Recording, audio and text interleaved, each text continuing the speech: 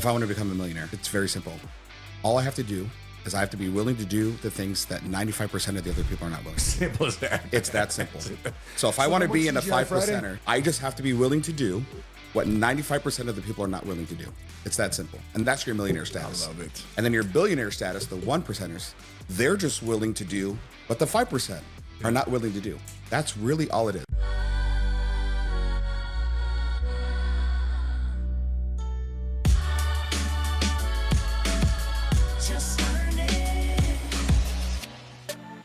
All right, well, welcome to another podcast. We have a show for you here today. We got a bunch of different topics here on companies that started during a recession.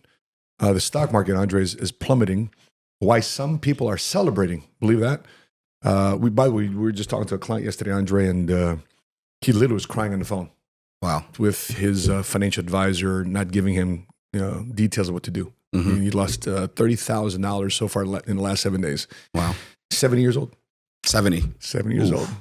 New Amazon series, House of David, will bring unlikely biblical heroes story to life. Millennials tackle rising costs, balancing debt and savings in an uncertain economy. More Americans are cash poor and paying a high price for it. Here's how high. By the way, many of you still been affected by inflation still, and a lot of people have been destroyed because of inflation. The destructive politics of hate versus the power of faith. Interesting topic here.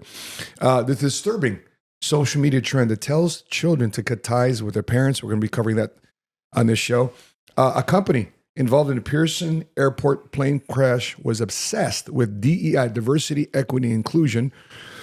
President Trump calls out Maine Governor Janet Mills for refusing to keep men out of women's sports. Our girl dad here will have a little bit of opinion on that. Oh, yeah. I'm a girl dad times twins. How do you tell a true believer, not by what he or she says, but by what he or she does? So, Andre, welcome to the podcast, big dog. Hey, it's great to be here. I appreciate it. The reason why I brought you on here is because you're a guy that served our community as a paramedic and fireman. Right. And you've moved from Florida to now Dallas. Right. Thinking that you're getting involved in real estate. Then you fell into the insurance business. That's correct. Shout out to Dean Mason out there in Florida and Orlando. So I don't want to give it, anything from there, but tell everybody why do you find yourself in Dallas, and what's been your journey so far in the insurance industry with PHP? Yeah, so it wasn't written. It kind of happened completely by accident. Not to go too far back, but when I was knee high to a grasshopper, my grandfather brought me to a firehouse when I was 8 years old. And while I was there, they got a call, and I was like, this is what I want to do for the rest of my life. And I pursued that journey pretty much since then. I joined the Fire Explorers when I was 15. First time I did CPR, I was 15 years old. And I've been running 911 calls my whole life. And I was like, this is what I want to do. This is how I want to CPR? CPR. First time I did CPR, I was 15 years old. I'll never forget it. It was in a gas station. Guy went into cardiac arrest, and that was the first time I did it, 15. Wow. And I was like, man, what an incredible way to be able to spend your life, to be able to give back in a way. You possess skills and knowledge that not everybody possesses, and people call you when they're at their worst, and you got to show up at your best. And I kind of love that. I love the fact that, way to put it. Yeah, I love the fact that it was a career field that I can run 1,000 chest pains, but everyone would be different.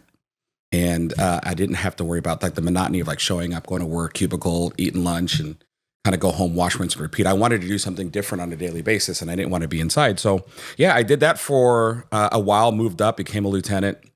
I was running my own crew. And I met my wife, and that is what kind of ultimately ended us up out here in Dallas. We relocated out here. Man, we're rapidly approaching 4 years. Yeah. Time goes by quick. And when I decided to leave the fire service and come out here, I was going to just, the family business has been real estate. My mom was a mortgage, and my dad was a realtor. Second job was in real estate. So I'd always liked real estate, and I was like, hey, this is another way I can give back. Yeah. I can help people secure a home and help the, maybe people that wouldn't initially be able to qualify for a loan. I wanted to see what I could do to give back to the community. So I convinced myself that this is how I'm going to provide value in the marketplace. This is how I'm going to give back. And it was just through fate that, somebody texted me once and said, hey, I know you just moved out to Dallas. I don't know what you have going on, but I may have an opportunity for you. So I didn't really pay any attention to it. I was like moving forward with my real estate journey. Combo there. Yeah, go ahead. You're right. So the ironic thing is the person that sent me that text. I don't know if you'll see this or not, but the person that sent me the text is not the guy that you take business advice from. This was the guy that you called. You wanted to go out, have a good time. He was that guy. Hey, let's go blow off some steam. Let's go have a good time. He was that guy in my life. He wasn't the guy that I'd go to for business advice. So I didn't really think much of it at the time.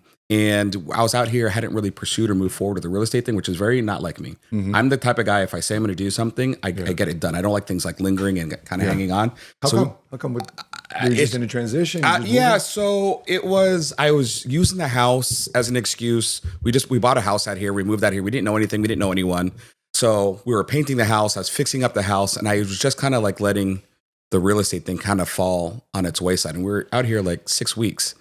And I still hadn't taken my state exam. I didn't take my national exam. I'd done all the courses. I'd already done all the courses before I moved out here. All I had left to do was just take my exams, and I hadn't done it. And that's very uncharacteristic of me. So that was kind of like the first sign of maybe this isn't what I really want to do, because if it was passion for it, I think I was just going through the motions. Yeah. And I just kind of convinced myself that it's what I should do. It's what it kind of made sense, but I didn't have that passion for it. So when I got that text, a few weeks later, I said, okay, what is this?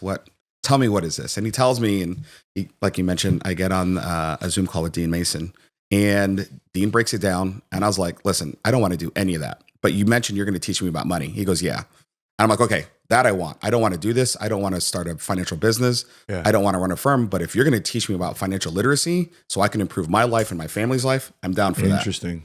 So that's how I ended up getting started. And they were out there in Orlando. I was out here in Dallas. And I spent 2 weeks on Zoom. I'm like, this is not for me.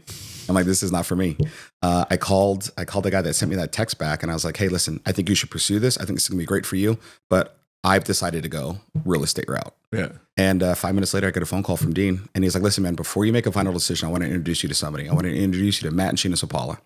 They're having a meeting tonight. Put on something sharp and go. And I went, and I wasn't sure what to expect. Yeah. But we just moved down here. Yeah, you guys had just relocated, and I hadn't even known that. I didn't know who you were in the business. I didn't know who you were professionally or personally. So he said, just show up at this address and ask for Sheena Sapala. I said, okay.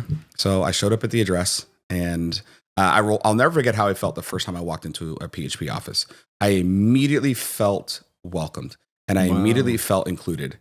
I just moved out here. I knew nobody. So I was uncomfortable. I wasn't sure what to expect. And you may not realize this about me now, but I'm probably the most introverted person that you've ever met. I'm very, very introverted. I'm very to myself. I couldn't tell from Tuesday's pregame that you're introverted. Andre's rocking in her office on Tuesday. So yeah, I felt welcomed. I felt included. So I was like, okay, I'm not going to quit today. And I just kept coming back. I kept coming back. And then I really started to realize, I'm like, no, this is how I can give back. This is how I can really serve my community, is by educating and teaching people, giving them information about stuff that's deliberately kept out of communities. When I really realized, when I started learning about finances, when you were educating me about finance, you took me under your wing and you were teaching me and you were training me. And I'll never forget when I said, I'm like, Matt, how is it I'm in my mid 40s and I've never heard about any of this? Crazy. I've never heard about an IUL. I've never heard about an annuity. I've never heard about tax-free retirement. And I'm like, how is that possible? Yeah. And, you kind of broke it down like, well, it's deliberately kept out of the media. Like there's tight restrictions on advertisement. And I was like, so they don't want us to know? Yeah. That was my first indication. I was like, this is what I want to do. This is interesting that, Doug Andrew just sitting in that room, that chair right there. You were here for the interview. I remember, yeah. And you were able to ask him a question a couple podcasts ago. And it's amazing how political financial products and services are. Crazy. And it filters down to the people that actually ultimately use the financial products and services. Right. There's a guy, I forgot what his name was, but he was doing a study on 401k returns of people who have a company who has a higher returns and a company who has a lower returns. And he come up with a term called yield disparity. Like, what is that? What's yield disparity? So basically, the higher income earners of the company have a higher rate of return, even though it's the same 401k plan. Right. Than the people that maybe the receptionists and the janitors and the entry level people have a lower rate of return on the 401k plan. It's the same 401k plan. Right. And the revelation was, well, people with a higher income level have different conversations with people, their advisors, their counsel, their network of how to take advantage of the 401k because they have more access to that financial literacy and financial conversation than Right. people in the lower income brackets would. Sure. And he called that a yield disparity, even though it's the same Same product. 401k plan Yeah. and same retirement plan. And so oftentimes people, as Doug mentioned a couple weeks ago, is that just because nobody's ever heard of IUL or index annuity doesn't mean it doesn't exist. Right. He says, well, have you ever seen your brain? How do you know you have one? Right. Exactly. And so when people are thinking about financial literacy, let me ask you this question before I get back into your story. What was the biggest thing you learned about money and financial literacy that maybe it was a myth or it was a misconception, it was a doubt, disbelief that you dispelled because now of your newfound career in business and insurance business? It's funny that you asked me that. There's two things that I can clearly think of that were defining moments for me that made me go, this is real. The first thing was when I learned about BOLI. BOLI. Bank-owned life insurance. Bank-owned life insurance. I was like, okay. I was like, what is that? So when I really started learning about fractional reserve lending and bank-owned life insurance and what the banks do with their money, and you put your money in the bank, but it's not there. Like banks were never meant to. Yeah. They were only meant to be transactional. They were never meant to like hold your money. They were meant for transaction. So you think about this vault and right, Wild there is no vault, cashing, right? Because you see it in the movies and you see it's not true. So you put in 1,000 and they loan out 9,000. Like the money is not there. So we're giving them money. They're taking our money and they're purchasing life insurance with it, getting a return. They're giving us peanuts and then they're lending our money out in the form of debt. Yeah. Right. And so once I understood that concept and that made sense, I was like, well, why do I keep sticking my money in the bank? Why don't I just put my money where the bank puts our money, right? Yeah. And what they call a tier one asset. That was number one. By the way, it's funny that you say that because people think life insurance is a scam. Yeah. Why? Right? But it's the same thing, but reversed. Yeah. Right? So they have this, they take it, you said they take 1,000, but they go out to the Federal Reserve, they loan out and they get 9,000 back. Right. So they take the little, but for them, they benefit. Sure. Flip side is the insurance. They give us a lot for the little we For the put little, in. right? Pennies on the It's dollar. like these insurance companies are daring us to buy life insurance. Right. And so we put in the $25, $50. Brian in our base shop, 27-year-old father last year. He's 28 now. Brand new baby, wife. And within 24 hours, he got $1 million policy for $28 a month. Yep.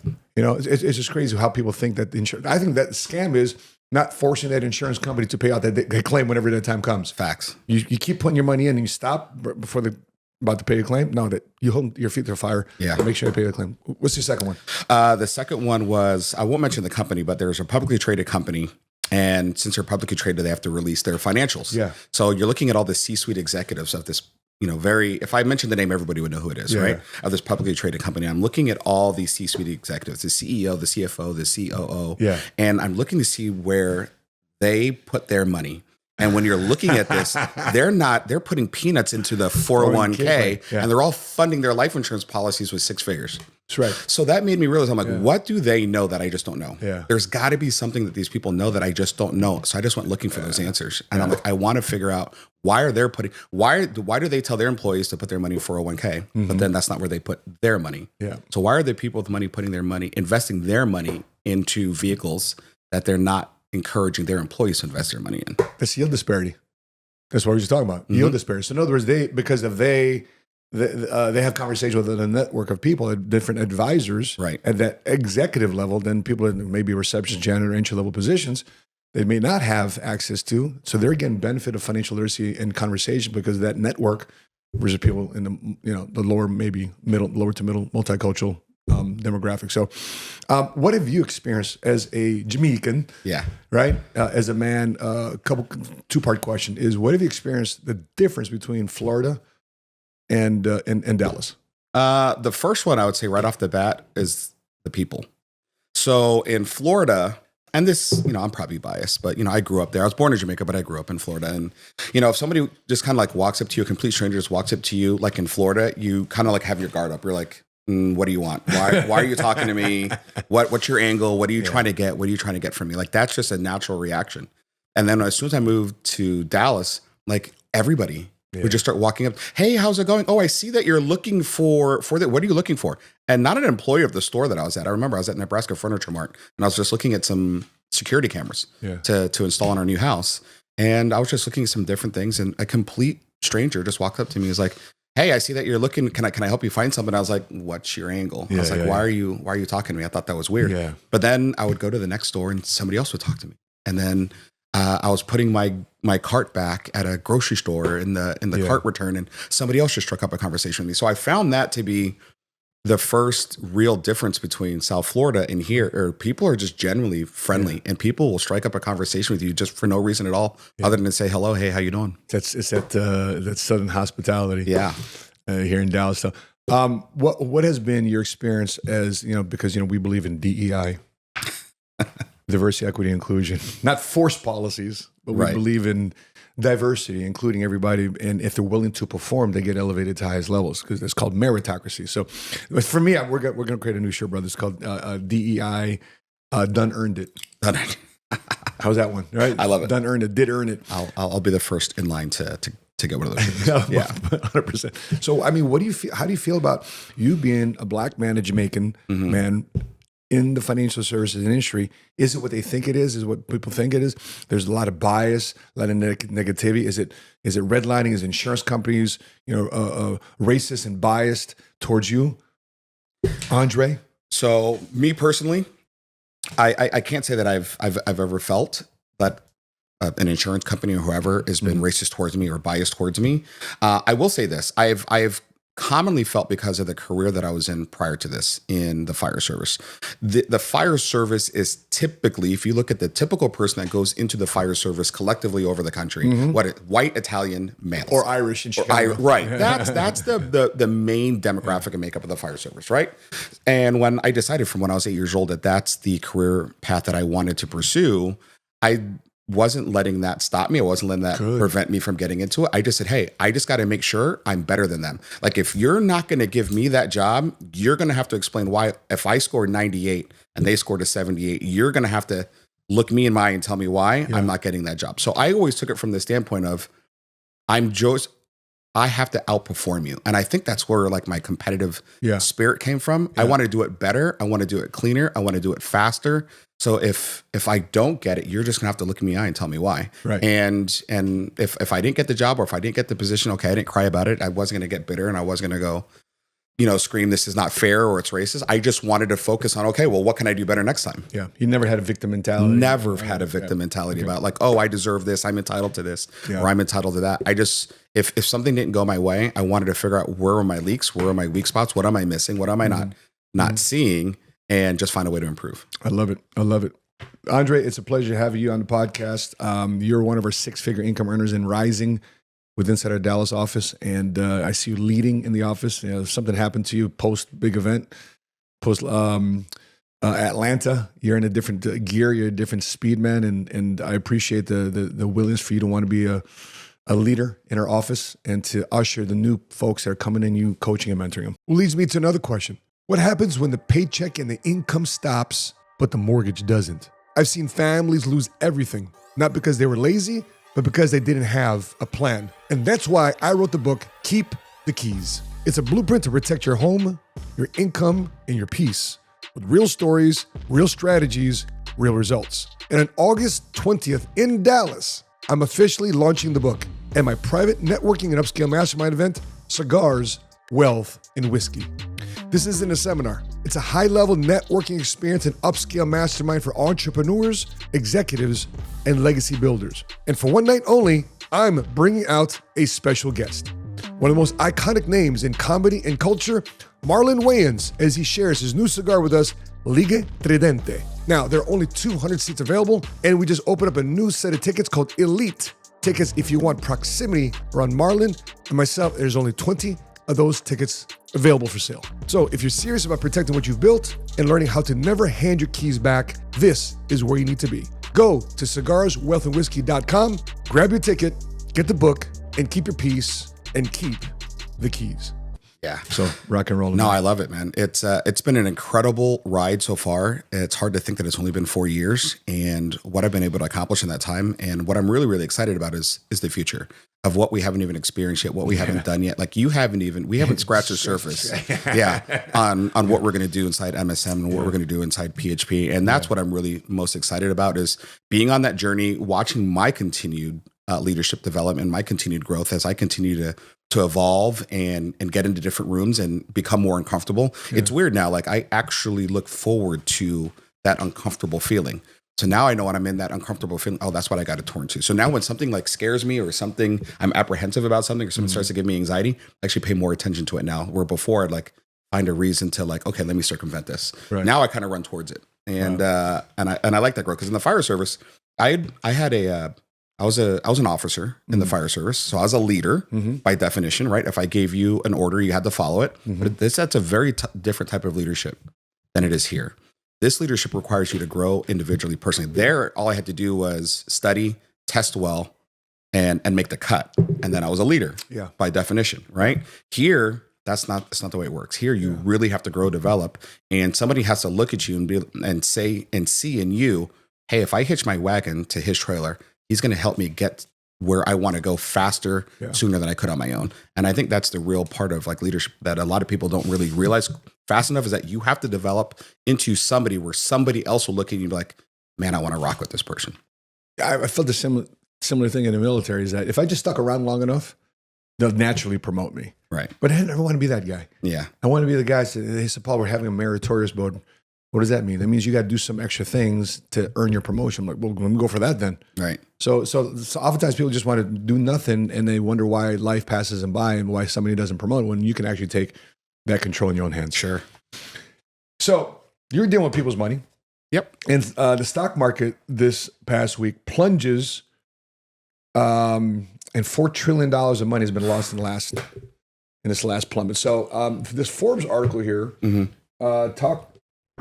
talks about why certain people are actually celebrating. This is a funny tweet here. I'm immune to stock market implosions because I have invested in DVDs, a vintage Globe, and a timeshare. Some probably one of the outside of DVDs, one of the old school, vintage Globe, old school. Yeah. Timeshare, you should not do. My opinion. I could be wrong, but every time I got ripped is because somebody's presented me a free two hour presentation on timeshare because I get something else for free. But the people that are celebrating this are people that are heavy on cash, and they're waiting to have opportunities open up. Now they're going to move in and swoop and buy companies. Your experience now in financial services, when the stock market drops, Forbes is not read by the average Joe. It's read by people who are affluent. They want to think differently, or they have thought about it differently about money. Whereas the multicultural middle class where we come from, it's clock in, clock out. It's get a job. That typical mentality. So, what have you seen boots on the ground in terms of your clients as regards to money and the stock market plummeting so far? Yeah, I honestly, I think it's just really more of an access to information. I think when you're in an environment where people are having conversations, because if you think about it, like when I grew up, this is just straight Jamaican tradition, right? There's certain things there's certain conversations that are just off limits, right? We don't talk about money. You never ask somebody how much they make. You don't talk about money in most Caribbean families. Like you just don't talk about it. And so we kind of come up thinking like, we don't talk about money. We don't talk about finances. And what I've learned about being in the financial services and what I've seen like wealthy people, you know what they're always talking about?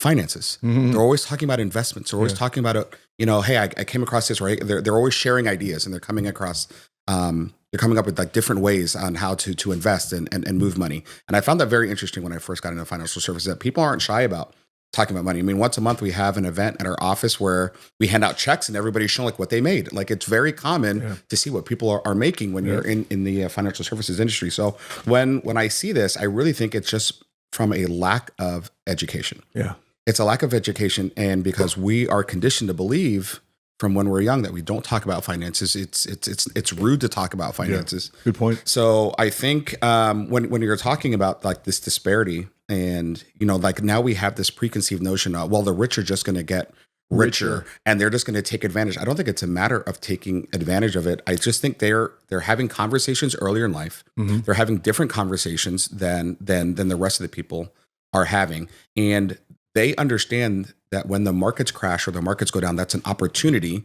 to invest. Why? Because everything's getting ready to do what? Go on sale. Yep. They just understand that. They're just having different conversations. And that never made sense to me before I got into financial services. I looked at it as like, man, I just lost 10% of my portfolio. Yeah. What am I going to do? I just have to wait it out because that's what we're told. Yeah. The markets will rebound and you have time to recover, which is true. The markets will rebound, but it doesn't mean your portfolio will.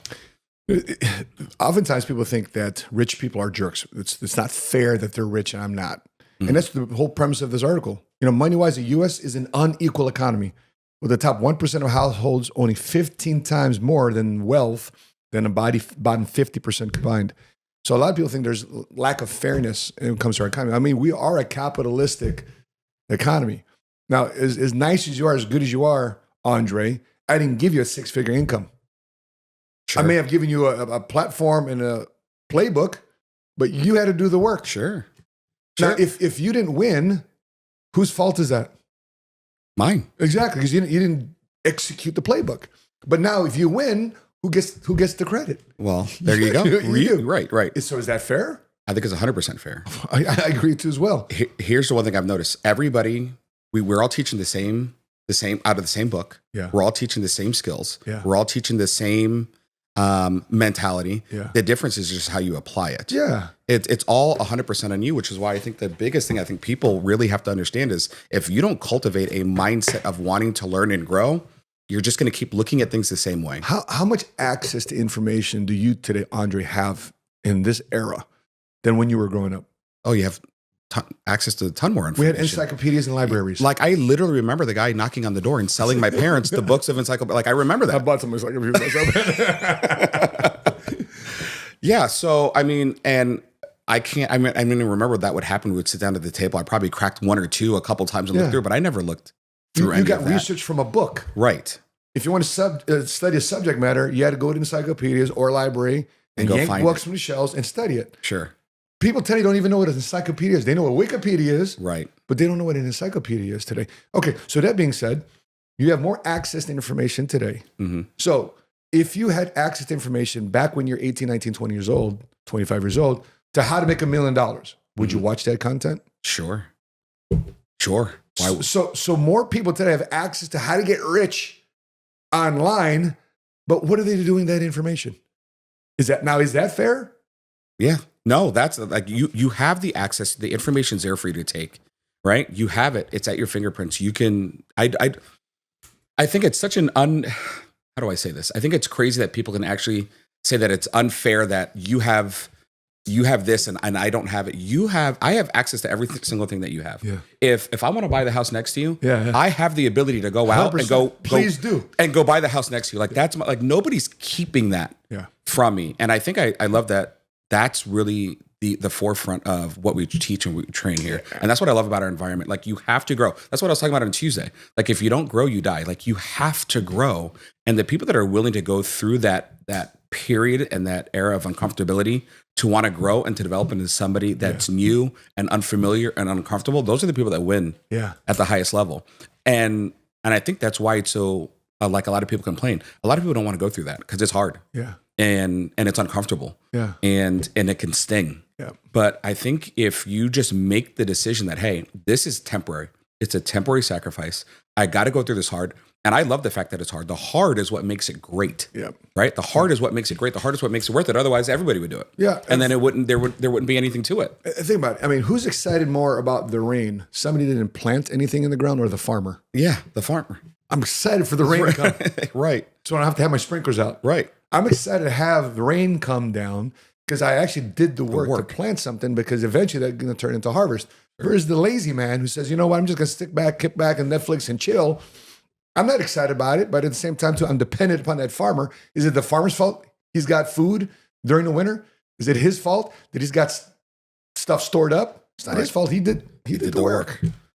And a lot of people today just don't do the work. And people are like, thank God Bezos is losing money. Thank God Zuck and all these guys, Elon Musk is losing money. I think there was a picture there that says these four guys that went on Trump's inauguration, they've lost, $4 trillion of wealth, since his inauguration. These guys are four, I forgot what the exact numbers were, but they've lost billions of dollars of wealth. Do they care? No, because first of all, it was on paper to begin with. It wasn't necessarily in their pocket. Right. Their net worth was on paper, and they're celebrating because now they can deploy capital because recessions are planting and cultivating season, where the average Joe has a chance. Which let me move to my next topic. Yeah. So let me give you some examples of companies that started during a recession. I'm just going to talk about the last recession we just had. Okay. Which is 07, 09. Remember the Great Recession? I do. Right. A lot of people don't remember the dot-com bubble. That's when I first started my career. But in 07, 09, here's some companies. I'll give you 10 of them. Okay. Okay. Let's see if you recognize these companies. That are possibly names today. They started during the recession. Okay. Number 1, Airbnb. Is that a name? Yep. Number 2, Uber. Is that a name? Sure. Number 3, WhatsApp. Yep. That a name? 4, Venmo. Yep. That a name? Big. 5, Groupon. Right? Started during recession, 08, 09. Square. Yep. Yeah. Cloudflare. Yep.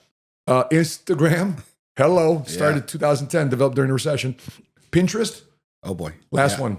Slack. So these companies were all created during recession. Let me break down. Let me give you some justification why so many successful companies launched during recession. Number 1, it's lower cost. Right. So what happens in a recession is that usually most people get sadly laid off. Mm-hmm. And your acquisition for talent during that time frame is a lot more opportune because people are leaving a company, they're going from company to company. And I mean, I got involved in the insurance business because normal companies wouldn't hire and take shots on guys like me without a college degree. So I took a shot of getting involved in the sales business. Sure. Second thing, when there's a recession, there's a change in consumer behavior. People start shifting. People become more cost conscious. I remember, what was the most valuable thing for you during the pandemic outside of money? The most valuable thing for me. See, during the pandemic, I was still with the fire service, right? And I'll tell you, a lot of people worry. A lot of people were worried about being essential. Uh-huh. A lot of people were worried about their job. If there's one thing that I really loved about the fire service and being a first responder is I didn't have to worry about who was in the White House. I didn't have to worry about what policies. Like I knew my job was secure. Yeah. And that was probably the most valuable thing during the pandemic for me is like, I knew it was going to be tough in the medical field. It was a difficult time, but I wasn't worried about being laid off. I love it. I wasn't worried about losing my job. What became more valuable? What do you think became more valuable that people were buying more than what it really should cost during the recession? Do you recall anything like that? Insurance? No, like what people are going out and spending their money on? Yeah, like more so than they would normally have. Like they've never spent this much money on this, but because of recession hit, a pandemic hit, people spent a gobble of money on this. Oh, I don't know. Tell me. Like Lysol. Oh yeah. Right, Lysol. Oh, Lysol, gloves, masks, Toilet paper. So things that's weird. So there's a shift in consumer behavior. Sure. So for me, one of the most valuable things for me, because I'm a foodie, I like going out to eat. Mm-hmm. Most valuable thing for me was DoorDash. Mm. And the most valuable thing for those restaurants was DoorDash. Right. Because they couldn't get people in the restaurant.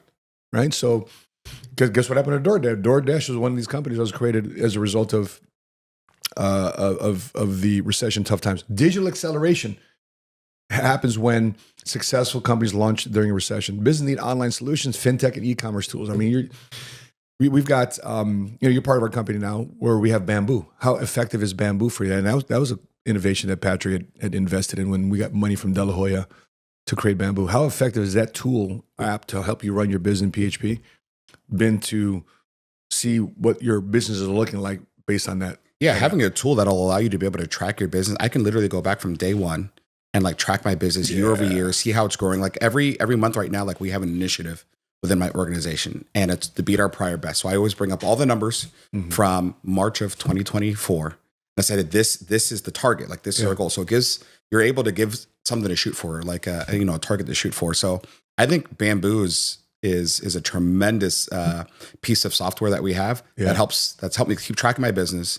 It helps me keep track of my clients. It helps me know what's going in, what's coming out. So it's been I've only known Bamboo. I've only been at PHP since Bamboo's been here. So I only know Bamboo, but I can't imagine not having it. Before the pandemic, before that flash recession, before this different moment in America that we experienced as compared to the last time we did, it was 1918 during the Spanish flu. Mm-hmm. Have you ever been on Zoom?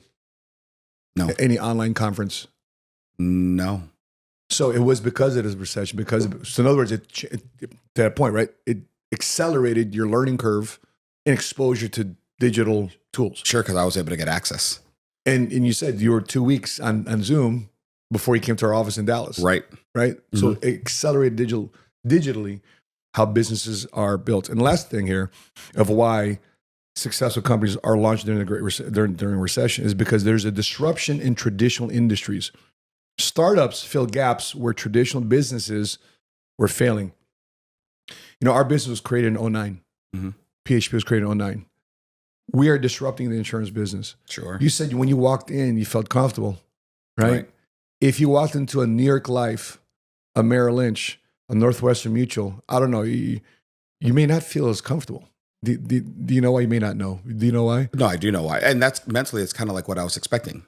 That's really? That's what I was anticipating. Because it's traditionally filled with older. That was just my preconceived, my stereotypical preconceived notion of what this was going to be like. But it's true though. It is true. It's a stereotype, but that happens to be true. Yeah. So that's what it was. And when I walked in, I was like, man, everybody looks just like me, and everybody's speaking the same language, and everybody is excited. Yeah. And that threw me for a loop. So but that doesn't mean though we don't recruit white people or no, of course, or Asian people or whatever, right? No, it just happens the default that way. Right. I like the fact that we're able to reach the multicultural middle America and just educate people. That's all we're doing. Yeah. I provide value in the form of education. Yeah.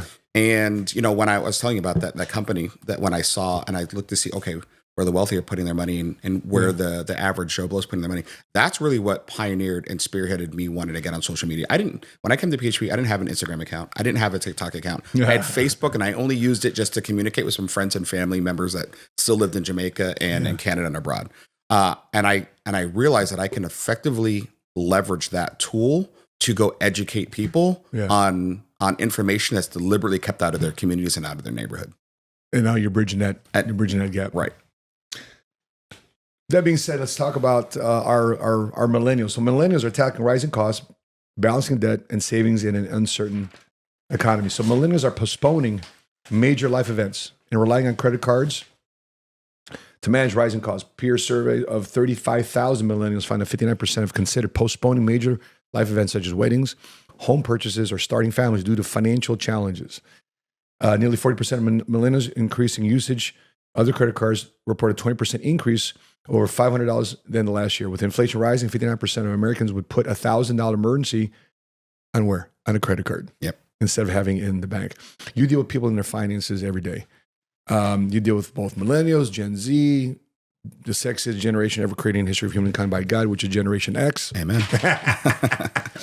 What do you see? I mean, is there any validity to that based on your experience in the financial services world? I think there is, and I'll tell you why. I think the millennials are really the first generation that we're starting to see where you're starting to really see that sandwich generation, right? Because they're still taking care of kids, and then, but now do they also have to start taking care of parents, mom and dad, right? So I really do see why millennials are going to have to start postponing things like marriages and things like maybe putting kids in private school and things like travel and vacation, because now they really are sandwiched between hey, we have the responsibility of taking care of our kids, making sure that our kids are, squared away and taken care of. But now mom and dad are getting older, you know? And I think what we're starting to see too, in society, modern medicine is improving. So people are living longer.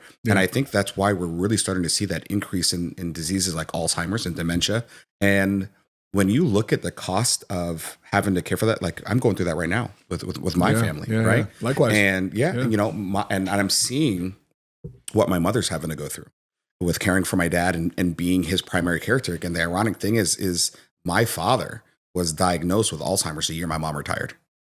So the year my mom retired, my dad is diagnosed with Alzheimer's, and my mom has been his caretaker. She got another job. Exactly. Yeah. Exactly. So I look at this, I'm like, man, I am so grateful for this opportunity, which allows me to help take care of my family and make sure that, dad's squared away. Because when you look at the cost of what it costs to have a memory care, you can $8,000 to $10,000 a month, easy. And that's not like the elite high. That's just like the average middle of the road type of facility. So yeah, I can see why they would need to put stuff off and have to, reallocate funds that they were saving for other things to put it elsewhere to take care of a family. We got a client in the Washington, D.C., Maryland area. You're spending $20,000 a month on healthcare. I believe it. Because she can't physically help her husband. I believe so it. how somebody else come in and they have to have 24-hour care. So people often think, Andre, right, that when I retire, I'm going to be on a lower tax bracket because I'm going to be living on less money. All right.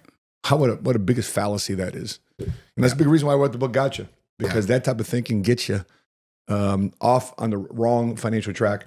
The other area here too as well, when we're looking at this demographic, more Americans are cash poor and paying a high price for it.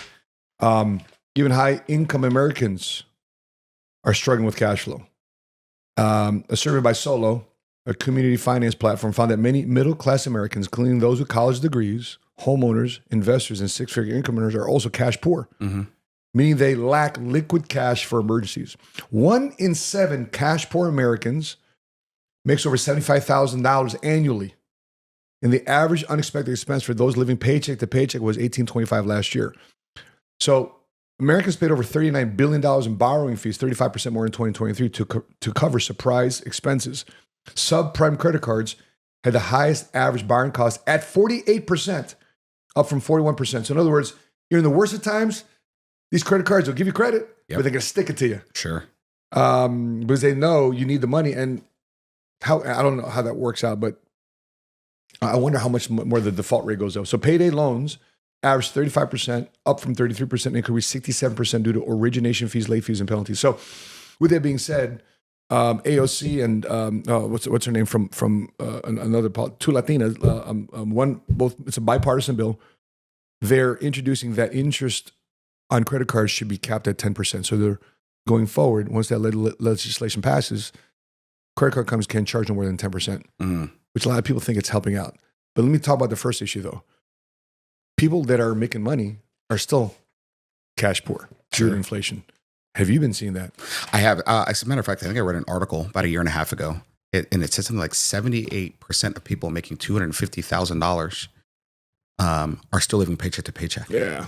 Right? Can you imagine, like in today's day and age, making $250,000 a year, but you're still living paycheck to paycheck? So I think what we're really starting to see is a lot of people may be asset rich but cash poor. They just don't have cash on hand to be able to handle those day-to-day activities. And I think a lot of that comes down to, again, it's a lack of financial literacy. Yep. We teach everything in this country except how to manage and deal with finances. And when I'm talking to millennials and I'm talking like the number one thing, and it was even for me, I'm not a millennial, I'm a Gen X, but even for me, like even when I got started, what did I want? I didn't have intention of doing the business. Yeah. I wanted the financial literacy. I just wanted to learn how to better my finances.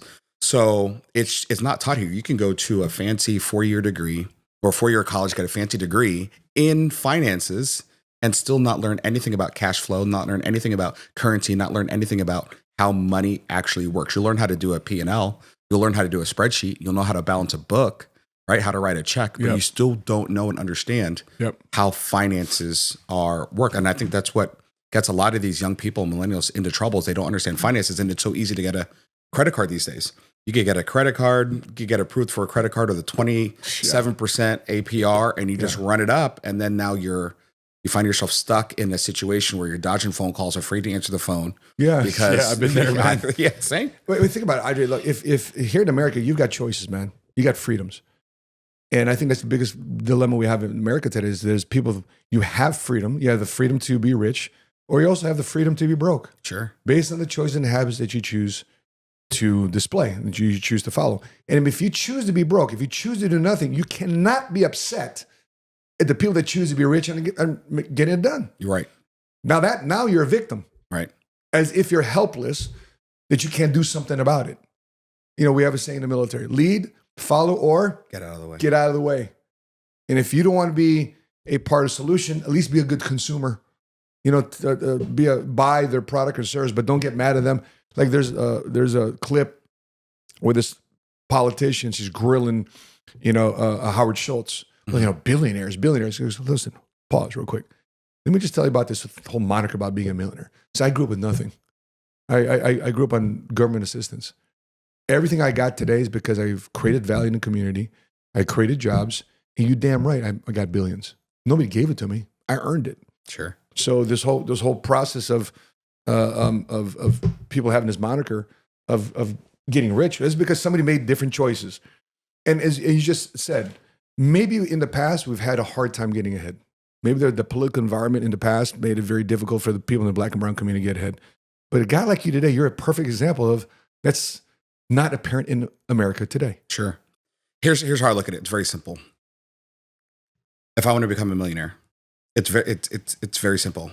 All I have to do is I have to be willing to do the things that 95% of the other people are not willing to do. Simple as that. It's that simple. So if I want to be in a 5%er, I just have to be willing to do what 95% of the people are not willing to do.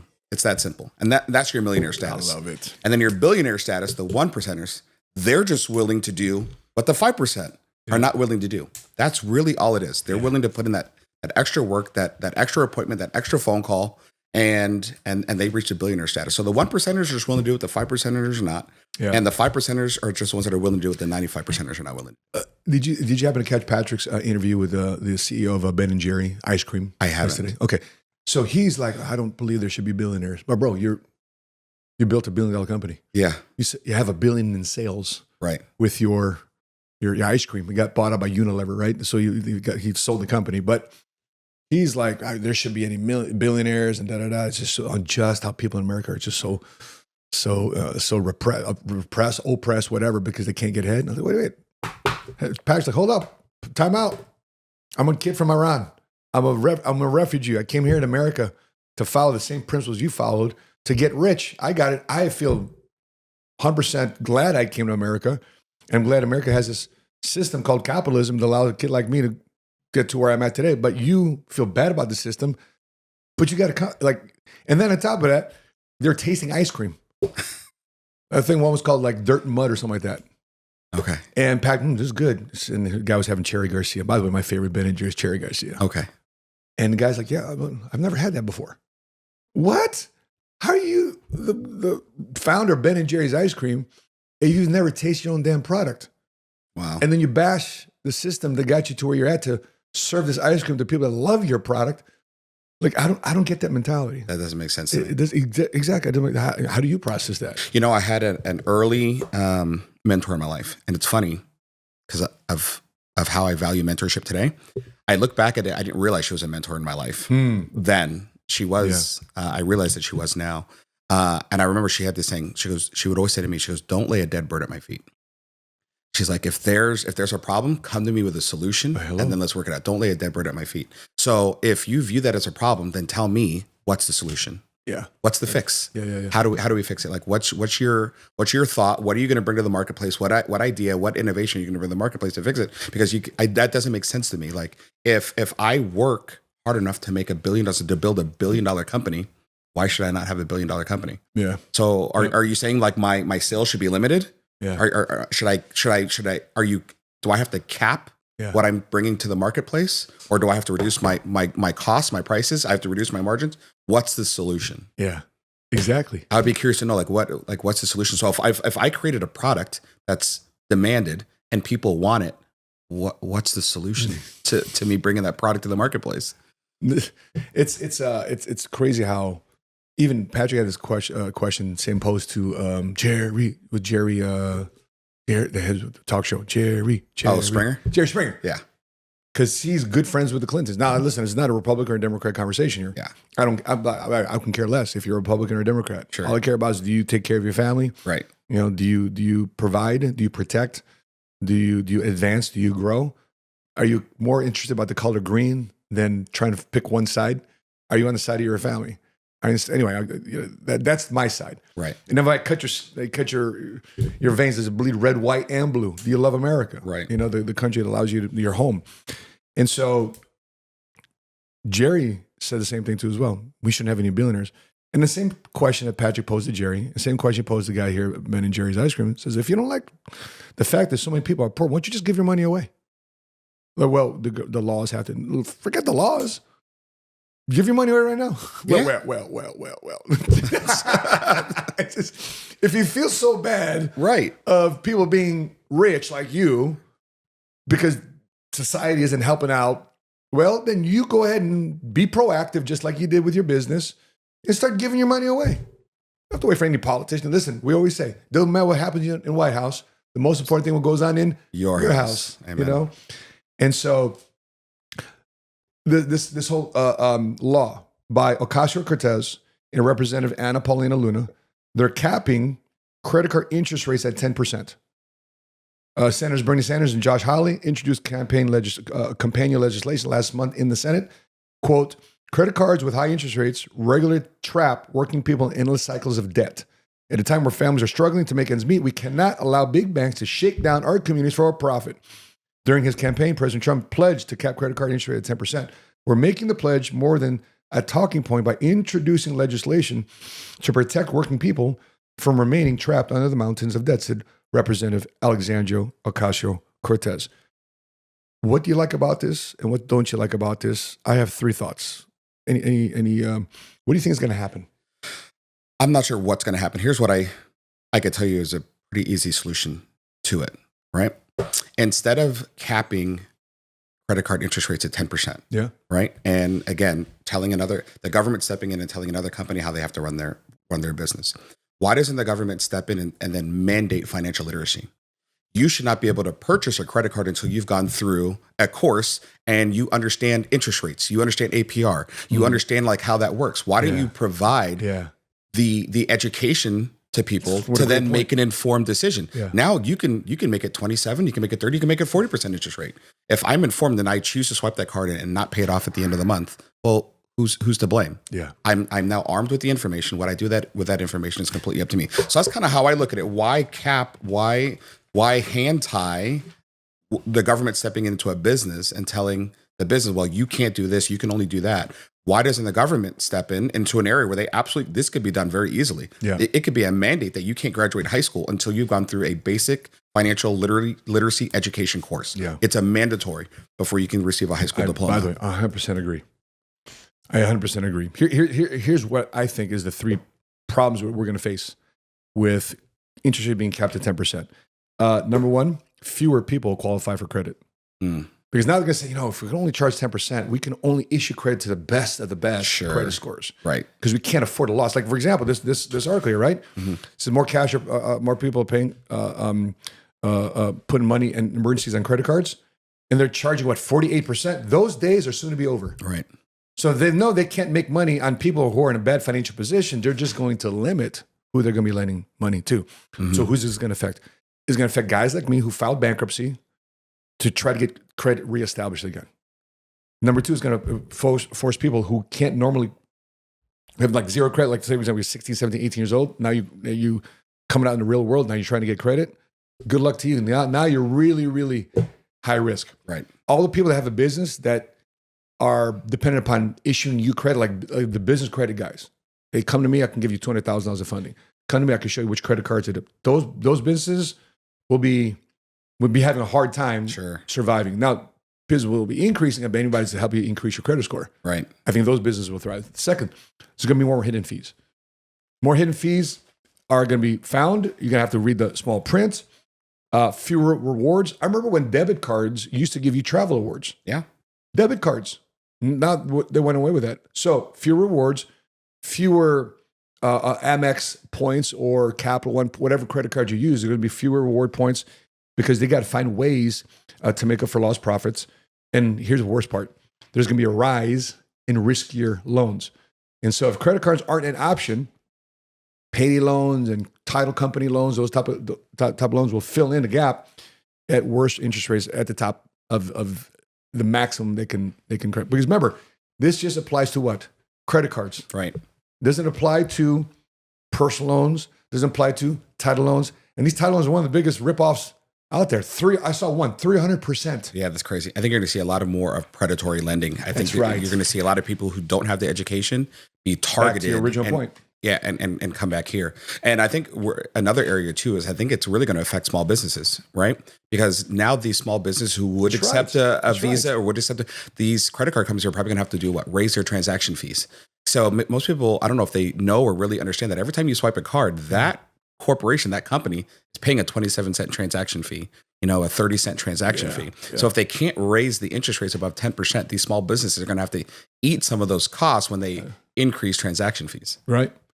By the way, this might also usher ahead forward more Bitcoin and cryptocurrency usage. Yeah. Because if people are saying, I'm going to pay that, I'm just going to go leverage, different forms of currency. And what another great topic too. I think as soon as people hear the word cryptocurrency, this was myself included, it's this immediate, nope, I don't want to hear nothing about it. Stay away. No. And I think like if people would just go read a book, go educate yourself on it. And because even in the cryptocurrency world, there's levels to it, right? Yeah. There's levels where you can earn 1,000, 2,000, 3,000% rates of return. That's normal in the cryptocurrency world. But there's also more stable cryptocurrency if you just read about it, where you can leverage it and use it as a tool to supplement your finances in your portfolio. And I'm talking about, cryptocurrency and the effect of using it as a consumer, like using the product. Some people look at and hear that and say, man, does that mean I need to be investing in cryptocurrency?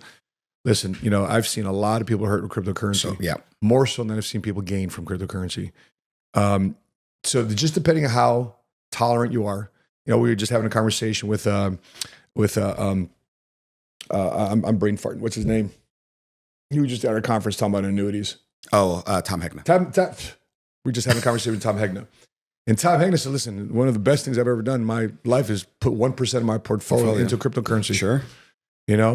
I always say the best thing you can also, what the other thing that beats cryptocurrency, best investment is yourself. Bingo. Right? Because you can predict that. Yep. You can count on that. So Amazon is releasing a series called House of David, bringing in an unlikely biblical hero to life. The series follows David's ascent from outcast shepherd to Israel's greatest king, while King Saul falls victim to his own pride. This series, written by John Irwin, wrote the script as a teenager after visiting David's tomb in Jerusalem, calling it a dream come true and something that I've been working towards my whole career. The show, produced in partnership with MGM Studios and Amazon, was shot on location in Greece. Wow. Go figure. David's complex and deeply human character makes his story timeless. Everybody knows the story about David and Goliath, Sure. right? But David, a lot of people don't realize, he was a man after own God's heart despite his flaws. He made some pretty epic mistakes. Along with his epic accomplishments, he's a very human character, Irwin said. The series explores David's personal struggles, navigating love, loss, and violence in the court of the very man he's destined to replace. By the way, his son was my favorite, who was my biblical hero. Number one for me is Jesus. Number two, it's not David. It's his son, King Solomon, who's known as the richest and wisest king who ever lived. We're just flipping through Netflix, and Jordan goes, Dad, I want to see that. I want to see that. House of David. So what do you think now more about Amazon and MGM creating shows about biblical history? So if you'd have asked me that question 2 years ago, I probably wouldn't have had an opinion on it. If there's a single area in my current life and in my business, and since I've been in PHP, if there's probably the one thing that I'm most proud of and I'm most excited about is my newfound walk with Jesus, my newfound faith. Like you would never hear me talk. Now I was I believed, right? I was, I don't know what you would call it. I was You're a casual Christian. Yes. Yeah. I believe, but I did not practice. I wasn't going to church. I wasn't reading the Bible. I wasn't doing any of that. And I've increased my walk with Christ since I've been here. Praise God. And I am so freaking excited about it. Like that really fires me up. So I saw this, and I don't watch a lot of TV anymore. Like we moved here, we bought this giant 80-inch screen that's hanging on, it's a paperweight today. The only person that watches is my 6-year-old daughter, Aliana. What a great TV for her to watch. So I don't watch a lot of TV today, but I did see that, and I saw the trailer for it. And I haven't watched it yet. I haven't started the series, but I'm excited for it. Yeah. So you asked me, how do I feel about them doing it? I love it. And I think there should be more of it, because I have a choice as the consumer as to whether or not I want to watch that or if I don't. Yeah. I don't have to order Netflix. I don't have to watch it if I don't watch it, but I love the fact that it's out there as an option.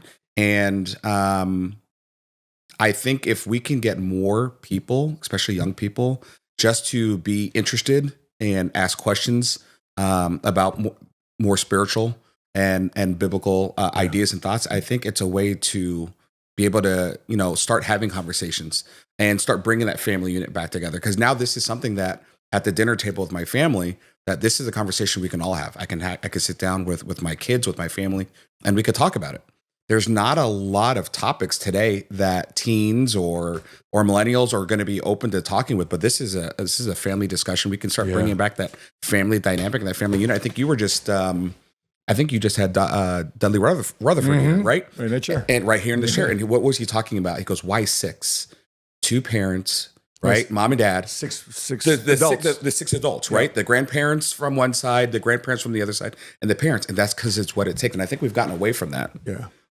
Socially, I think we've gotten away from that. And There's kind of structure, though. And kind of that structure. Right. And I think shows like this may help us start deepening those conversations. Yeah. And start bringing some of that family dynamic and that family like unit back into the household. I think once we remove the Pledge of Allegiance from schools and we remove God from schools, I think that's when we really started to see. And then we introduced, what did we replace it with? Social media. Yeah. Right. Yeah. So if those things are going to be removed from school, we have to bring them back into the household. And I think this is a great way to do it. You know, the Pledge of Allegiance is just, I mean, everybody knows, right? I pledge allegiance to the flag, United States, right? Everybody knows that. You'd say that today, people are like, what's going on here? What is this? Yeah. You know, why wouldn't you pledge allegiance to the flag of the United States of America? Why wouldn't you want to say that as an American? I don't know. But if you want to read a book that's filled with murder, with violence, with rape, with incest, with greed, with lust, with envy, with jealousy, of wealth, of prosperity, of love, of forgiveness, guess what book you're going to find? The Bible. The Bible. Yeah. So people, why should I read the Bible? Well, if you want a manual of some of the worst shit that humans been through and how they got through it, you might want to reference the Bible. Yeah. It isn't this thing like, make you feel, and I think a lot of people would appreciate life more if they had an instruction manual. Sure. Now, listen, some of you guys say, well, Matt, you're just trying to shove the Bible down your throat. Well, listen, give me a book then that gives you a more well-rounded, documented piece of what's wrong and what's right that I could use to improve my life in all aspects of my life. Sure. From being a father, from being a son, from being a grandfather, to being an entrepreneur, you know, to attacking what's the worst of this world. Give me a manual that helps me have a better life. Yeah. Right? And along the way, I find my way to heaven. Amen. Sure. Hallelujah. You know, right now I attend church every Sunday. Probably the one thing I look forward to the most on the weekends now. It used to be football. Don't get me wrong. I still like to watch my Dolphins. Right. I'm a Dolphin fan. Right. Any new free agent? I haven't. Like I said, I don't. I haven't watched it. I have not. You're locked in. I have not watched it at all. You know, my daughter this morning get ready for school. Dad, you know I'm wearing green? No, it's St. Patrick's Day. I'm like, oh, it's St. Patrick's Day. I'm like, I didn't even. Right. It's like Monday. I was like, I had no idea. Like things I used to follow and pay attention to. I don't pay attention to anymore. So it's just being able to be. You know, I attend church every Sunday. I look forward to it. I have a Bible study that I go to once a week. Amen. It's probably my favorite. It's every Wednesday night. Like everybody on my team knows, hey, can Dre run this appointment for me? It's at 6 o'clock on Wednesday. Nope, he's not available at 6 o'clock on Wednesday. He's going to be in Bible study.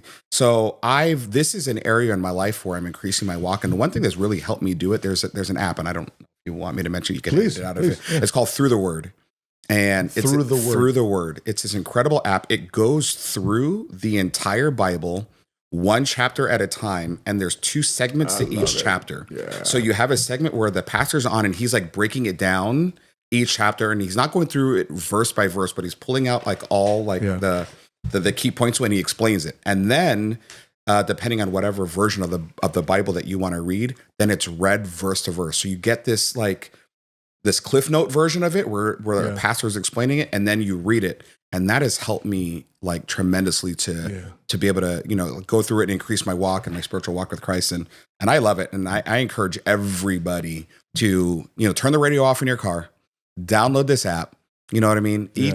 Each chapter is no more than like 6-7 minutes. Yeah. And fill and occupy your mind with some of these other principles that you don't know where it can lead. You know, last week I was at Valuetainment and ran into Andrew Tate. Yeah, I saw that, by the way. That was sick.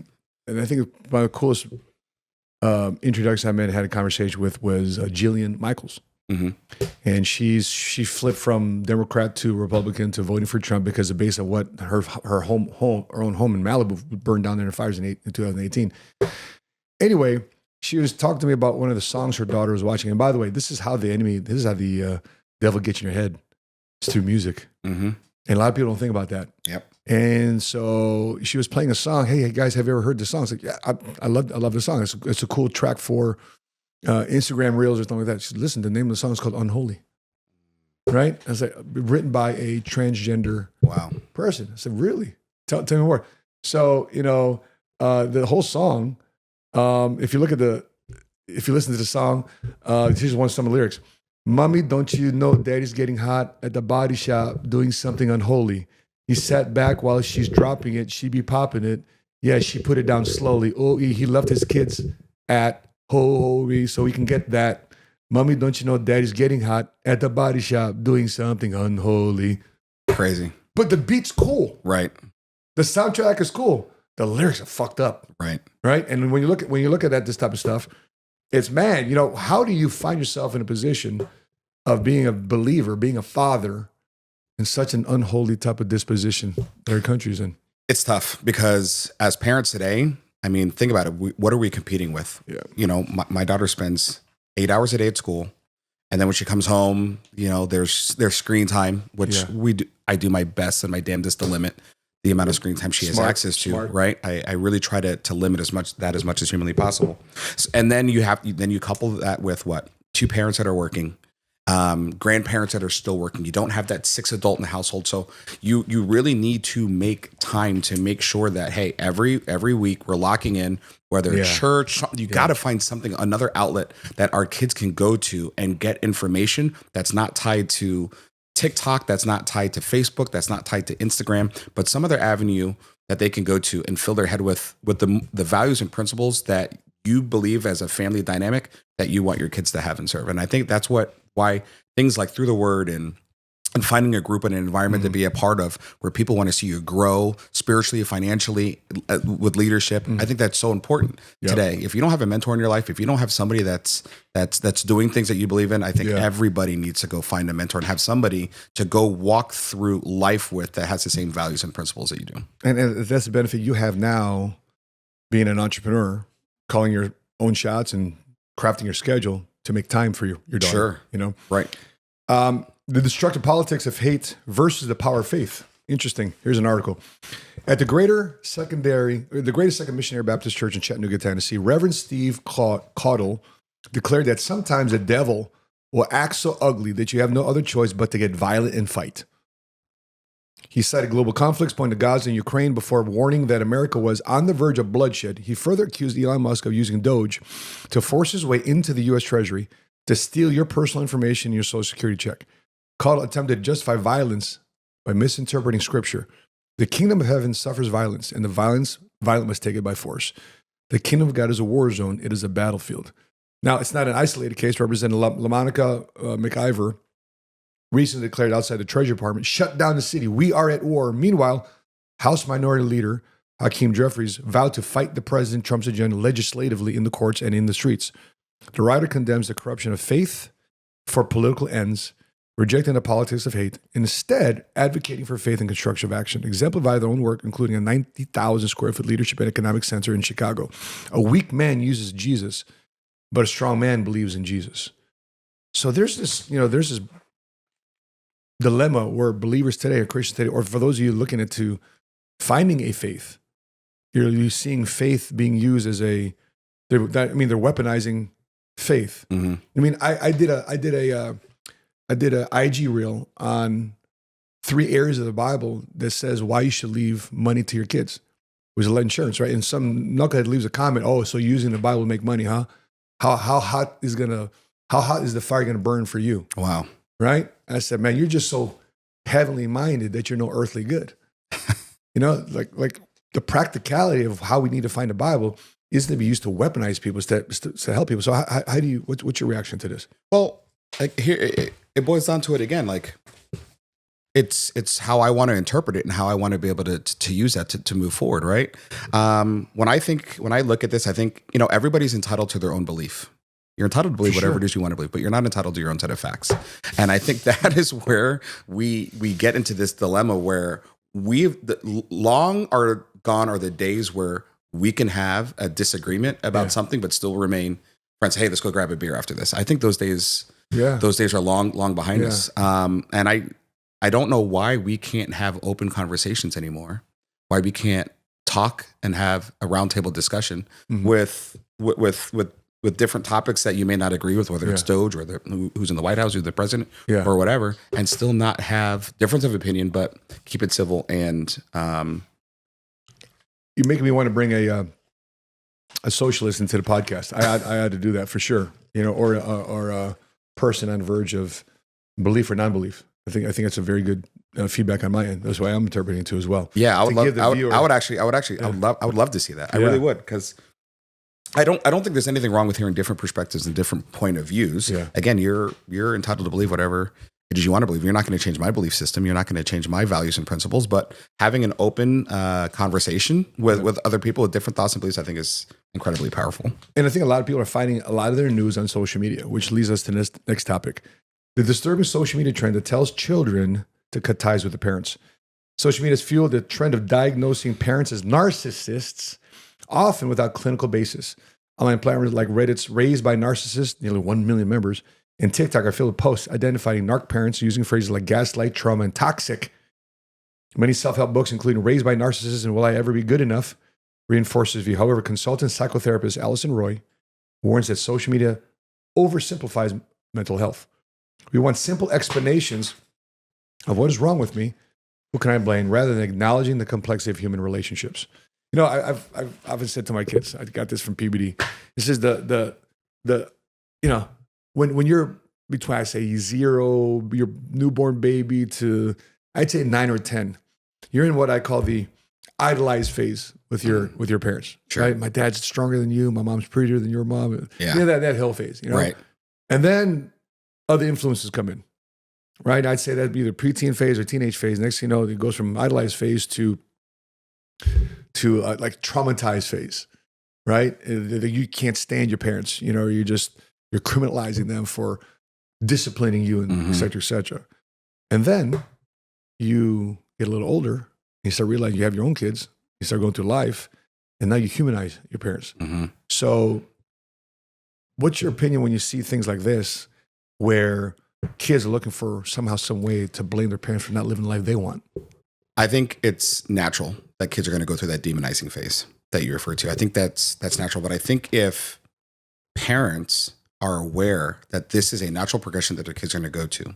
There's a book by Napoleon Hill that I think everybody should read, Outwitting the Devil. There you go. And it literally talks about like if, and you could do this right now in ChatGPT. You could like, if I wanted to create discord with my kids, like as the devil, like what would the devil do to create discord and separation from the family unit, right? And it'll tell you straight up, it would create doubt. It would create uncertainty. It would encourage your kids to go on social media. It would encourage, so you can look for all the things that your kids are looking for right now, and then arm yourself with that information and say, okay, hey, what is our family's values and principles? What are our goals that we have for our kids? Are we talking about things like that with our kids? I think it's so easy for us today to talk to our kids and say like, hey, you could do anything that you want in life. Yeah. You can be anybody that you want in life. But your kids don't see you winning. Yeah. I think it's so important to set the example as parents. Let your kids see you winning, which is why for me, the first time I got to speak on stage at an event, I brought my daughter on stage with me. She was standing next to me as I was speaking to a few thousand agents. I wanted to set the example. I wanted her to see me winning. Bingo. So now when I'm speaking to her and I'm saying, Aliana, you could do anything that you want in life. You can be anybody that you want in life. You can do big things. You can be successful. You can live a life. But she sees dad setting the example first. Come on, baby. And I think that's what we're missing. I think we just need to arm ourselves with the information of it because it's out there. Yeah. Go read the books. Go surround yourself in environments where people can help you overcome these things. Like Patrick Bet-David is a CEO of CEOs. I've had the incredible honor through you of having to speak to him and to be mentored by him and just being in rooms with him. But the things that he's talking about and the things that he's doing, like we all have access to that information. And if there's one thing that I know about him, like he is so big on like not just accepting what other people say. Like, if you're going to tell me this, go show me the evidence, go show me the data, and let's have a conversation about it. And if I don't agree with you, this is why I don't agree with you. The information is out there for us to go find. And if we as a family unit are making sure that we're locked in step by step with our values and our principles. And I think those are two words that are not discussed in homes very much anymore. We find somebody, he looks good, she's pretty. Oh, I like you, you like me. I like the way you make me feel. Hey, let's get married. And we're not talking about too much feelings. Like, I love, you hear Pat talk about this story all the time. I think it was like his second or third date with Jen, where they talked about it was like, what's important to you, and they went through that 1,001 questions. The 1,000 before you, yes, like. Who do you have in your corner these days? Like, who do you have that's encouraging you to do those exercises, and making sure the person that you're getting with is your person. You have this similar values and principles. And when you're a united front, the devil can't come in your home and rip your family apart with these things. Not when you're a strong united front and you're leading with faith and you're leading with spirituality. Why don't we do that exercise? Let's ask ChatGPT right now, the voice mode. Yeah. How to destroy America. Do you want to do it? Yeah, let's do it. If I was an enemy of America, how would I destroy America? That's a serious question. It's important to focus on positive actions and solutions instead. What concerns do you have that make you feel this way? What's going on in the news today? If I was an enemy of America, how would I destroy America? That's a pretty intense question. Rather than thinking about destruction, focusing on building and improving can be more productive. Is there something specific on your mind you'd like to discuss? So, by the way, I'm glad it's good at doing that. Because if I'm just, if I really was mad. Sure. If I wanted to take down American families, if I was the devil, I want to take down American families, how would I do it? That's a heavy topic. It's often said that strong families are built on communication, support, and love. What concerns do you have about family life that are making you think this way? Finances. Finances can definitely put a strain on families. What specific financial challenges are you thinking about? Not having enough money and fighting inflation. Those are definitely big concerns.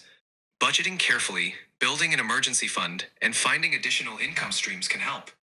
Are you looking for strategies to manage these issues? So, what do we found? I'm glad that it's not giving us the steps to do it. But there's one out there called, it was Paul Harvey. Paul Harvey talked about, if I was a devil, here's how I would take out America. Yeah, I've seen it. So I think that's probably like a newer update. Yeah, I wonder. Because I've definitely seen, like, if you act like, what would it do? It would create discord. It would create uncertainty. It would introduce social media into the household. All those things. I think the family dynamic is such an important piece that we're missing today. What did Paul Harvey say about what the devil would do to destroy America? In 1965, Paul Harvey broadcast a message titled, "If I Were the Devil." He outlined how he would undermine America by subverting churches, promoting immoral behavior, and weakening family structures, believing that these actions would lead society astray. That's it. Weakening family structure. Right there. That's the key. Weakening family structure. So if you want to destroy America, you weaken the family structure. Yeah. Speaking of that, we got some reactions here that we're going to discuss. So before I get into that, here's one we wanted to do. Speaking of weakening the family structure, President Trump calls out Maine Governor Janet Mills for refusing to keep men out of women's sports. So let's take a look at this video. Okay. Right. The NCAA has complied immediately, by the way. That's good. But I understand Maine. Is Maine here, the governor of Maine? Well, not here. Are you not going to comply with it? I'm complying with state and federal laws. We are the federal law. Well, you better do it. You better do it because you're not going to get any federal funding at all if you don't. And by the way, your population, even though it's somewhat liberal, although I did very well there, your population doesn't want men playing in women's sports. So you better comply because otherwise you're not getting any federal funding. See you in court. Every state, good. I'll see you in court. I look forward to that. That should be a real easy one. and enjoy your life after governor, because I don't think you'll be in elected politics. Damn. All right. So first issue. Yeah. How do you feel about women having to deal with men identifying as women to play in their sport? I think it's ridiculous. I think it's ridiculous. If you're born, listen, I'm for inclusion. I want to make that clear. Like I'm for, like, if you were born a man, but you feel like you're a woman, and that's the journey you want to take, more power to you. You want me to call you a woman? You want me to call you she? I'll call you she. You want me to call you a light bulb? I'll call you a freaking light bulb. Like I'll give you the respect for you to identify however you want to identify. Yeah. But if you were born a male, and when it comes to sports, particularly, there are certain advantages. This is why there's men's boxing and there's women's boxing. Sure. This is why we have men's soccer and why we have women's soccer. Men's bodies are designed differently. Our muscle density is completely different. Men are typically inherently stronger, more testosterone than women. That's why we have bone structure. The bone structure is different. Like everything from the cellular level in comparing a biological man to a biological woman is different. So again, don't lay a dead bird at my feet. I think there could be a simple solution. You can have men's sports where biological men play men's sports. You can have women's sports where biological women play women's sports. And then maybe we can create a third class, a transgender, And then if you're a man and you identify as a woman and you want to play soccer with a woman who identifies as a man and I don't know, he, she, them wants to play, then more power to Just you. like a special Olympics. Sure. But I have a problem as a girl dad for a biological man, someone who's born with a man, the thought process of a man, the way a man's brain is wired and what a man thinks and sees and finds attractive. Like it's different than how a woman's brain works biologically, chemically. More power to you. Or any school, which is why I'm thankful I'm able to put, private school and be able to afford those opportunities for my kids. But if you ever tried to stick a biological man in a locker room with my daughter, that was the next. You and I are going to have words, and we're going to go round and round. And I'm not that type of individual. After the game, Andre, they got to take a shower. Yes. After the game, they got to shower down now. You can't leave the locker room stinking. Right. And I'll tell you, I just, I've been talking about this, and I recently just got back into the gym, and you'll finish your workout, and there's always that one guy that's just way too comfortable with being butt naked, doing squats in the locker. There's always that one guy, right?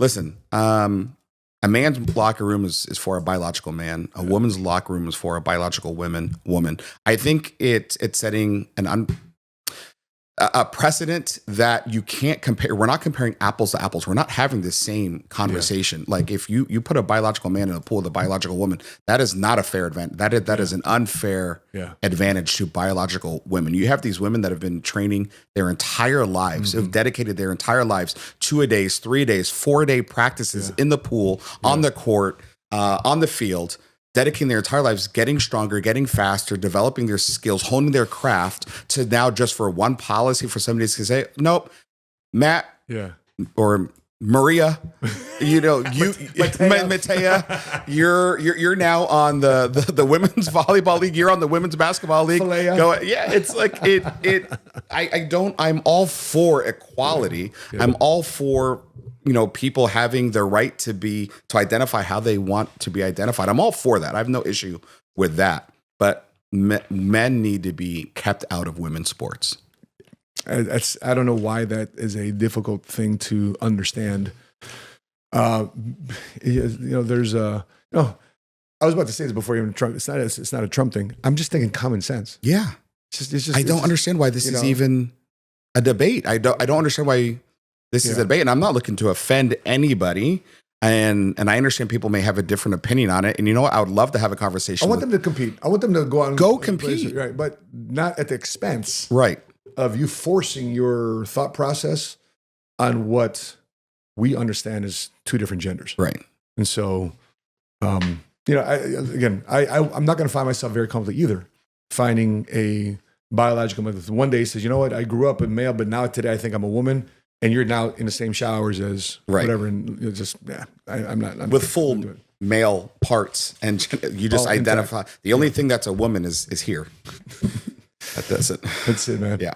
So there's this other reaction here I want your opinion on. Sure. How do you tell a true believer, not about what he or she says, but what he or she does? Let's take a look at this video. Do not be hearers of the word only, for if you do, you are what? Deceiving your own selves. My great burden starts with the church, because I believe the church is filled with self-deceived people, many of whom have been victimized by a shallow gospel, what Dietrich Bonhoeffer called cheap grace, easy believism. Jesus says not everyone who says, Lord, Lord, will enter the kingdom of heaven, but the one whose pattern of life is doing the will of the Father. So how do you tell a true believer? Not by what he says or she says, but by what he or she does. Now follow verse 22. What's the first word in verse 22? What is it? Many. Now where did we hear that word before? In what verse? Verse 13. Now listen to this.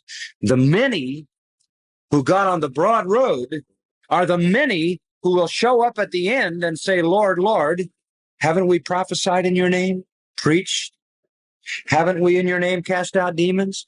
And in your name haven't we done many wonderful works? Wow, that's a powerful thing. You know, and I pray that my life's work, and some people will agree with it or not. But I want to remind everybody of the Great Commission found in Matthew 28, verse 16 through 20. Jesus commanded his disciples to go, therefore, make disciples of all nations, baptizing them in the name of the Father and Son and the Holy Spirit, teaching them to observe all that I have commanded you. And when I see you, brother, not only making a great living for your family, but taking care of your daughter, but living a life with Christ. Oh, my gosh. And that's a relationship I can't understand. That's between you and God. Yeah. To me, that's fruitfulness. Right? And then people are going to see you, the way you live your life. Oh, Andre, God. And that's not to say our life is perfect. Mm-hmm. Like things are supposed to go perfect in our life. When I read the Bible, when I read the book of Job, Job had the wife, he had kids, he had business, everything going on. And God and the devil are having a conversation. And then next thing you know, the devil releases an attack. And God says, that guy's not going to stop praising me. Yeah, are you kidding me? I'm going to take his wife away, take his kids away, take his health away, everything. And in the process, Job's having a problem with it. Yeah. It's like, I'm calling around. And the God says, who are you to ask me? I created all this stuff. You're going to ask me? I'm God. Did you forget? Of course, I'm paraphrasing. Sure. But in that Job's like, yeah, you're right, God. You're right. And then because of God seeing Job in that humility. And guess what God did after that? He blessed him back with what was before, but times 10, times 20, times 100. That to me, man, I pray that anybody that listens to this podcast, listen to your conversation with me on the podcast here, they can just not be fruitful.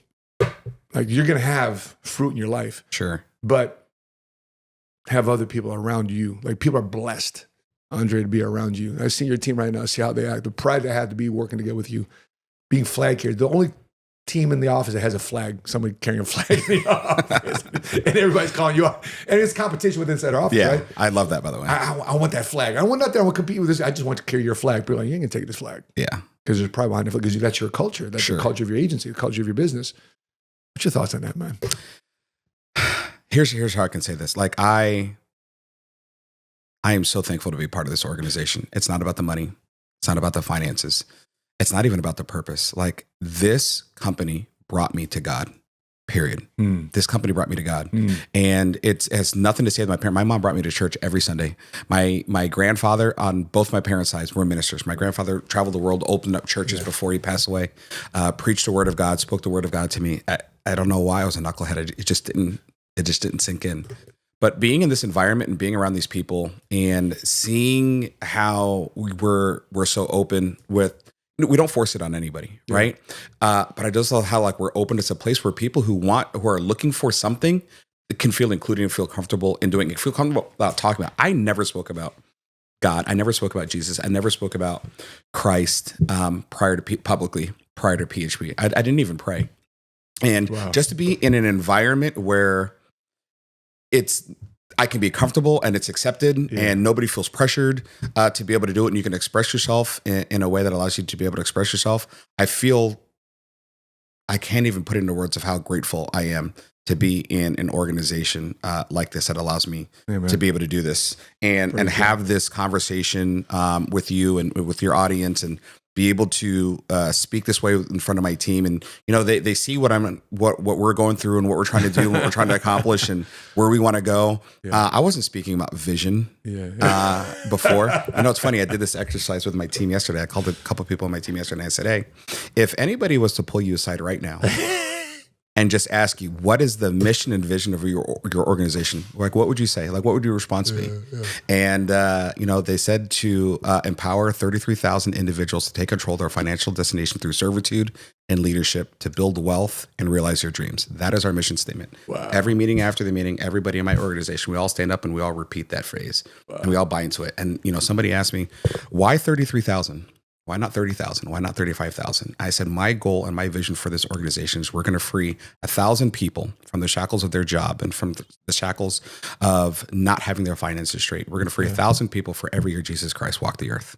That is our mission.